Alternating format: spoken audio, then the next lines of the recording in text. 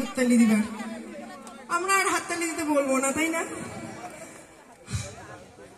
আসলে আমার একার বোধহয় গরম লেগে গেছে নাচতে নাচতে।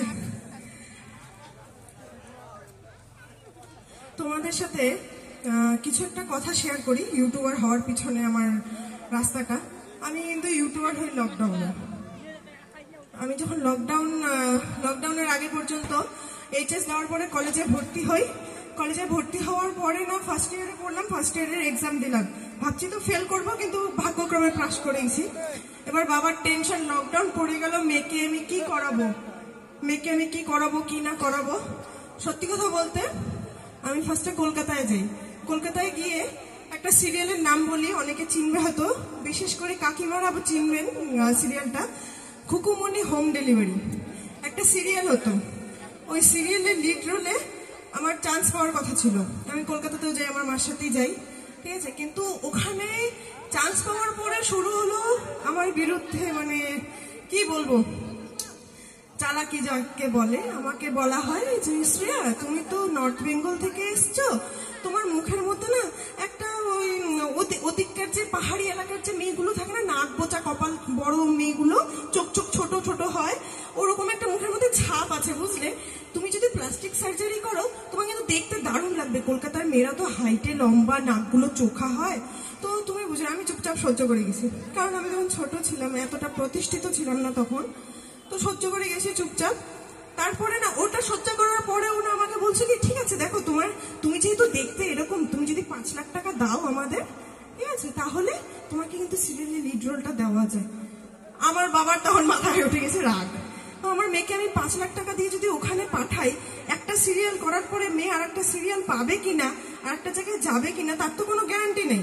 অনেকেই টাকা দিয়ে, ভাই আমার টাকা আছে, আমার মেয়েকে আমি লিড রোলে দিয়ে দিতেই পারে, কিন্তু তারপরে একটা সিরিয়াল করার পরে সেকেন্ড সিরিয়ালটা পাবে। অনেক সময় দেখো কিন্তু তোমরা সিরিয়ালের মাঝখানে হিরোইনের মুখ চেঞ্জ, হিরোর মুখ চেঞ্জ। তো এই জিনিসটা ভয় আমার বাবারও ছিল।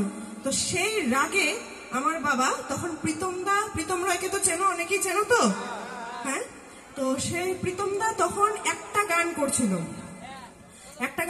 আর তখন লকডাউনের সময় ওরও 2-3টা কাজ বের হয়েছিল, কমেডি কাজ অনেক ভাইরাল হয়ে গেছিল।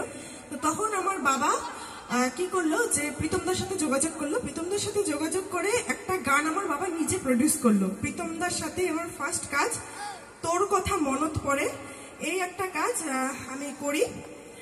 সেই কাজটা মানে মানুষ এত ভালোবাসা দিয়েছে যে ফার্স্ট কাজেই আমি ভাইরাল হয়ে যাই। প্রীতমদার সাথে আমার ফার্স্ট করা কাজ তোর কথা মনত পড়ে, ওই কাজটা এত ভালোবাসা দিয়েছে, ওটা আমার বাবার প্রডিউস করা। তো আমার বাবাকে আমি অনেক ধন্যবাদ জানাই যে নিজের, অনেকে থাকে না মেয়ে মানুষ বড় হবে বিয়ে দিয়ে দিব, আমার বাবা আমার বিয়ের কথা ভাবেই না, এখনো পর্যন্ত আমার বাবা মা বিয়ের কথা ভাবে না। এত বুড়ি হয়ে যেতেছি তারপরেও ভাবে না আমার বাবা মা বিয়ের কথা। যাই হোক, এটা কষ্ট না। তারপরে বাবার কথা হচ্ছে যে মেয়েকে আগে প্রতিষ্ঠিত করব, তারপরে বিয়ে করলে করবে নিজেদের ইচ্ছা মতো, বিয়ের কথা ভাবেই না। তো প্রীতমদাকে দেওয়ার পরে তারপরে একটা গান ভাইরাল হলো, তারপরে আরো আমার কাছে অফার আসলো। এবার তখন অফারটা কি আসতো, দাদা আপনার মেয়েকে নিয়ে আমি কাজ করতে চাই, কিন্তু আমার পয়সার অভাব, ক্যামেরাম্যানের টাকাটা যদি আপনি দিয়ে দিতেন। আচ্ছা ক্যামেরাম্যান কত নেবে? ক্যামেরাম্যান তখন নিত 5,000 টাকা। আমার বাবাকে বলতো ঠিক আছে 15,000 টাকা ক্যামেরাম্যান নেবে, আপনি দিন। আমার বাবা আমার জন্য সে 15,000 টাকাও দিয়েছে ক্যামেরাম্যানকে। আমি এখন ওই ক্যামেরাম্যান গুলো আমার সাথে কাজ করতেছে, আমি চিনে রাখছি, ওই ক্যামেরাম্যানের সাথে কাজ করবো না। আমার এতটা রাগ জমে গেছে আর কি, যে এইভাবে ঠকিয়েছে আমার বাবাকে আর আমাদেরকে। তারপরে কাজ করতে করতে একটা ওয়েব সিরিজ ভাইরাল হয়, ভ্রমরা, আমার আর প্রীতমদার। ওয়েব সিরিজ না, শর্ট ফিল্ম। ওই যে শর্ট ফিল্মটা ভাইরাল হয়, তারপরে কাজ আসে জ্যোৎস্নারাতি চাঁদের আলো। ওই কাজটার পরেই আসে জ্যোৎস্নারাতি চাঁদের আলো। সেটাই আমার একদম লাইফ চেঞ্জিং মোড়। তারপর থেকে আমার পিছনে কোনোদিন তাকাতে হয়নি। তো এই কথাগুলো তোমাদের সাথে শেয়ার করার একটাই কারণ, যে বাবা মার সাপোর্ট।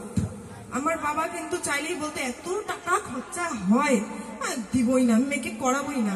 আমার বাবা, আমি এতটুকু গর্ব করে বলি, এটা গর্ব করা উচিত না বা এটা নিয়ে অহংকার করা উচিত না, কিন্তু আমি গর্ব করে বলি যে আমার বাবা আমার পিছনে এই ক্যারিয়ারে দাঁড় করানোর জন্য যতটুকু খরচা করেছিল তার থেকে অনেক গুণ বেশি আমি এখন ইনকাম করি, যার কারণে আমার বাবাও প্রাউডলি বলতে পারে যে হ্যাঁ আমি আমার মেয়ের পিছনে খরচা করেছি। আর এই কথাগুলো তোমাদের সাথে শেয়ার করার কারণ, বিশেষ করে গুরুজনদের সাথে শেয়ার করার কারণ, যে তোমাদের ঘরেও ছোট ছোট মেয়ে আছে, ছোট ছোট ছেলে আছে, ওদের উপর কেরিয়ার নিয়ে প্রেশার দেবেন না অযথা। অনেক সময় অনেক বাচ্চা খেলাতে এত মগ্ন থাকে যে ওরা পড়াশোনা করতে চায় না, কিন্তু বাবা মা জোর করে তোকে 90% মার্কস আনতেই হবে, কারণ এই জিনিসগুলো যাতে না হয়। অনেক সময় বাচ্চারা ডিপ্রেশনে, এখন বেশিরভাগ বাচ্চারা ডিপ্রেশনে থাকে এই কারণেই, প্রেশারের কারণে। আমার বাবা, আমি রেজাল্ট এতটা খারাপ করতাম যে 40-এ 0 পেয়ে অঙ্কের খাতা লুকায় রাখছিলাম। আমার বাবা আমাকে সেদিন বলছিল তুই কি করবি, তুই খেলবি, তোকে আমি খেলাতে ভর্তি করাবো, তুই নাচ করবি, তুই নাচে ভর্তি করাবো। 2.5 বছর বয়স থেকে আমি নাচ করি। আমি আজ পর্যন্ত গর্ব করে বলি আমি আজ পর্যন্ত একটা চাকরির পরীক্ষা দিইনি। আমার কোনো এক্সপিরিয়েন্স নেই চাকরির পরীক্ষায় কি হয়, চাকরিতে কি হয়। আমি বলবো না চাকরি জিনিসটা খারাপ, আমি বলবো যে প্রেশার দেওয়াটা খারাপ, যে তোকে চাকরি করতেই হবে। হয়তো নেক্সট জেনারেশন আপনার ঘরের ছেলে বিরাট কোহলি হতে পারে, নেক্সট জেনারেশন আপনার ঘরের ছেলে মে ইউনিভার্স হতে পারে, মিস ইউনিভার্স হতে পারে। তো কোনো প্রফেশনই ছোট না। আমি গার্জিয়ানদের একটাই রিকোয়েস্ট করব যে আজকালকার বাচ্চাদের অনেক কম্পিটিশন, ওনাদের প্রেশার দেবেন না। যে যেটাতে ভালো, কেউ আঁকাতে ভালো, তাকে আঁকাতে বেশি করে চান্স বা সুযোগ করে দিবেন, যাতে আপনার মেয়ে বা ছেলেটা অঙ্কনে এতটা এগিয়ে যায় যে তার ছবি বিক্রি হয় লাখ লাখ টাকায়। আপনার ছেলে ক্রিকেট খেলতে ভালোবাসে, আপনার মেয়ে ক্রিকেট খেলতে ভালোবাসে, এখন মেয়েরাও ক্রিকেট খেলে, জানে যেতে পারে সেই জায়গায়। রান্না করতে ভালোবাসে মেয়ে, শেফ হবে 5 স্টার হোটেলের স্টেপ, 10 লাখ 20 লাখ বেতন থাকে তাদের। তো চাকরি কোনো প্রফেশনই ছোট না, আপনাদের এটাই রিকোয়েস্ট করলাম। অনেকক্ষণ ভেদার করলাম আমি, বুঝতে পারছি এত জ্ঞান দেওয়া উচিত না। আমি নিজেও একটা বাচ্চা, মার সাথে ঝগড়া না করলে আমারও ভাতের পেট হজম হয় না, সরি ভাতের পেট মানে পেটের ভাত হজম হয় না। দেখলে তো, এটাই হয় ইউটিউবারদের সাথে। তোমরা এই গানটা শুনছো গো, কোকিলটাকে কুহু কুহু বন্ধু বাজায়